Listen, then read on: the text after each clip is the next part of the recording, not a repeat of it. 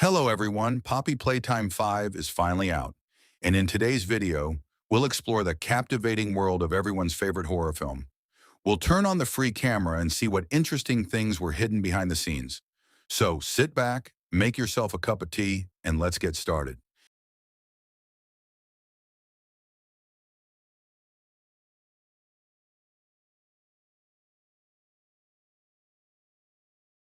The game begins with Haggy breaking down the door.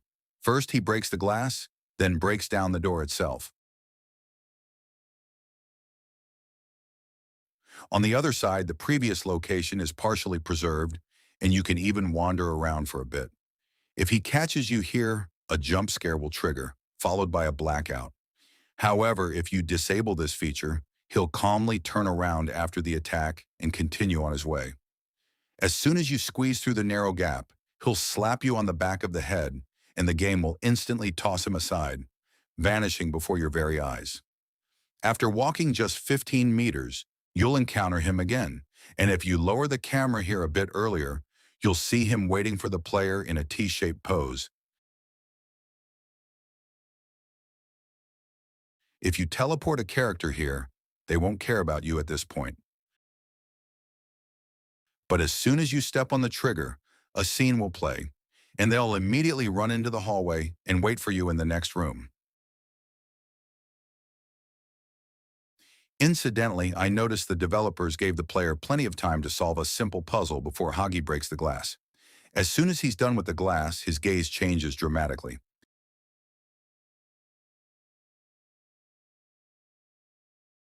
Then the chase begins, and if the player manages to get far enough, Hagi will give it a good run.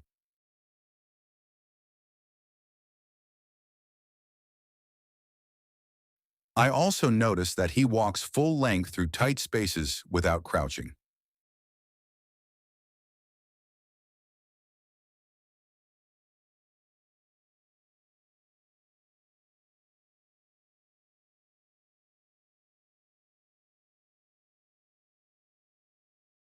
In one of the locked rooms upstairs, I managed to find this interesting little ship.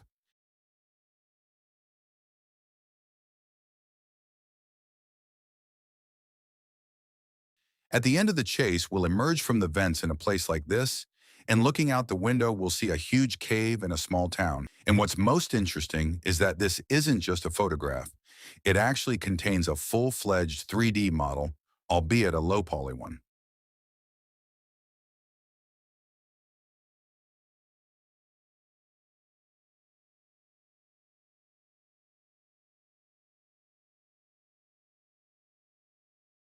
Hagi's next appearance will be in a ventilation shaft, where he'll try to give us an unexpected slap on the back of the head.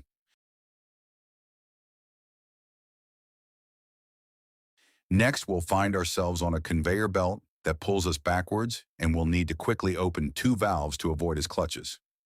As it turns out, if you stand in this spot, you can open the valves before Hagi appears, giving you enough time to escape. Hagi himself emerges from around the corner only after the player steps on the trigger. After wandering around for a bit, you'll reach the boiler room, where we'll need to put out the fire. After turning the last valve, Hagi will appear nearby and, not noticing the wall, smash his head through it.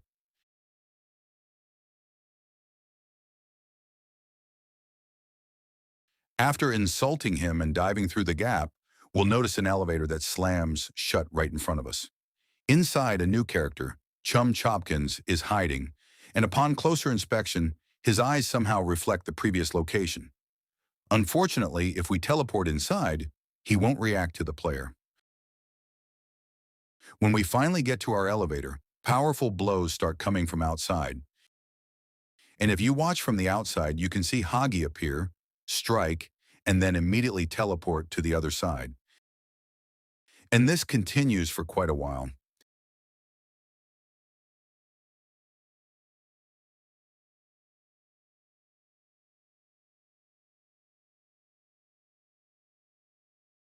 And when the pounding finally stops and the door opens slightly, for some reason, instead of the elevator, the wall opposite begins shaking. He reaches our mechanical arm through the slightly open elevator door, grabs us almost immediately, takes all our equipment, and we all plummet downwards.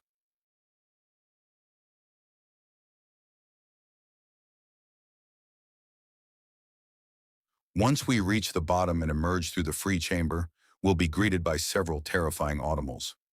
If you explore the entire location, you'll notice quite a few more of these creepy toys, especially in areas the game doesn't allow us to enter. And if you'd like to explore Poppy Playtime or other Unreal Engine projects, you can find our camera on my boost. After finding a flashlight and solving a couple of quests, we'll find ourselves in a room like this with numerous refrigerators. The player can't interact with them in any way, but each refrigerator inside will still be fully rendered. After about 10 meters, a small monster will attack and drag the protagonist away. Luckily, he won't have time to harm us, because a giblet will emerge from the ground with his magic wand and drive away the defective toy.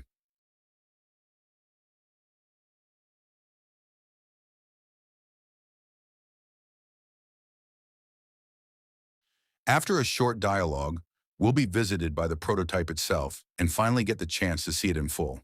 But there's something odd. In this scene, his hands somehow remain in their default position.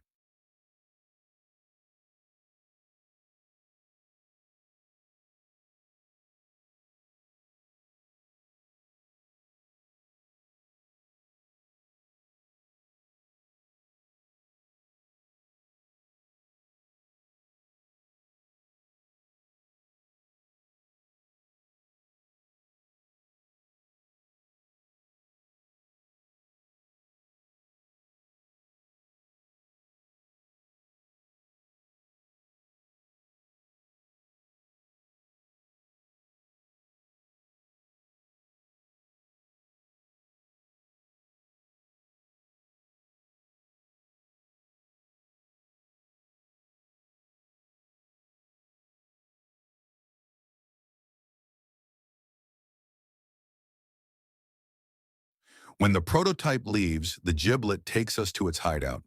Outside the window, we see a huge cavern of various mechanical parts. And if you zoom in with the camera, you'll see that these are actually giant photographs, stacked one after the other. To give you an idea of their scale, this is our game location. After a short song, the gibbet will remember there's another coffin pack lying around nearby and send us through a ventilation shaft, where we'll be frightened by the sudden appearance of Authimals.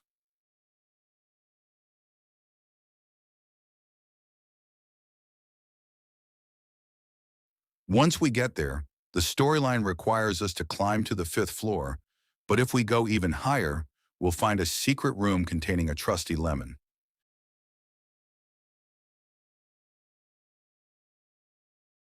There are a few more lemons lying nearby, but you can't interact with them anymore. After solving a couple of puzzles, you'll find yourself in a room with a giblet and a cham hanging above them in T-poses. As soon as you enter, a cutscene will begin.